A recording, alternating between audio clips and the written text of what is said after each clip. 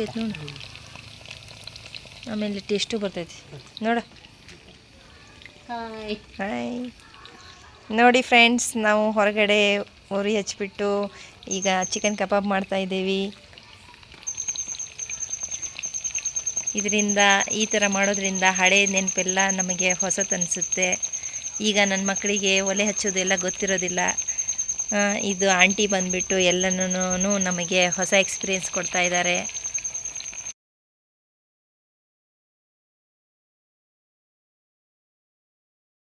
Egg boil ಮಾಡಿದ್ದೀವಿ, ಮತ್ತು ಇದು ಚಿಕನ್ ಕಬಾಬು. ಇದನ್ನು ಆಂಟಿ ಹೀಗೆ ಇದ್ರ ಮೇಲೆ ಇಟ್ಟಿದ್ದಾರೆ. ದಮ್ಮು, ಇದು ದಮ್ ಬಿರಿಯಾನಿ ಥರ ಬಿರಿಯಾನಿ. ನಾವಂತೂ ಟೇಸ್ಟ್ ಮಾಡ್ತೀವಿ, ನೀವು ಒಂದು ಸಾರಿ ಟ್ರೈ ಮಾಡಿ ನೋಡಿ, ಚೆನ್ನಾಗಿರುತ್ತೆ.